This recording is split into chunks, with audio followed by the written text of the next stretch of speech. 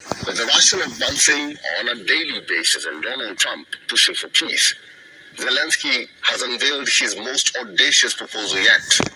He wants a peacekeeping force larger than France's entire military. As the Russian artillery thunders through the front lines, Ukraine's war-torn fields are alight with relentless combat. Russian forces are advancing steadily. Moscow claims it has captured a village near Kharkiv.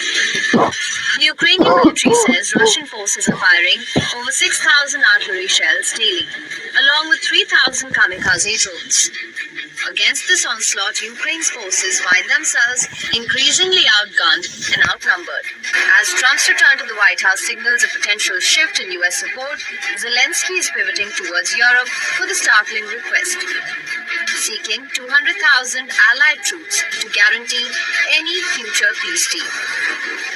The number of troops is equivalent to France's entire military. 200,000, it's a minimum. It's a minimum. Otherwise, it's nothing. Zelensky's request comes as Western support for Kyiv shows signs of wavering. While billions in military aid have bolstered Ukraine's war effort under Joe Biden's presidency, the return of Donald Trump to the White House complicates matters. In his address to the World Economic Forum, Zelensky calls on Europe to step up its defense spending, warning that the continent's security is at stake. Will NATO risk its soldiers in a conflict zone against a nuclear-armed adversary? And if you look at I'm just talking from a human life. I don't care, Russia, Ukraine, US. These are human beings that are just being slaughtered on this battlefield by the millions.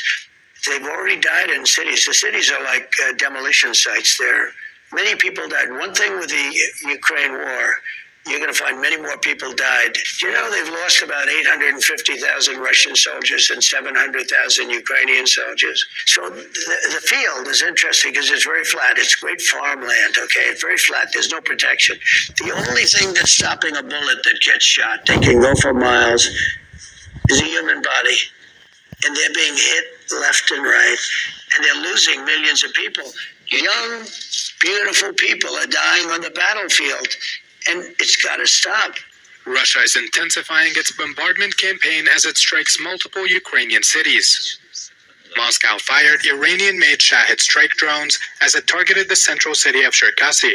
In the eastern city of Pokrovsk, the Kremlin launched a barrage of more than 130 Shahed drones, as well as numerous decoy drones, according to the Ukrainian Air Force.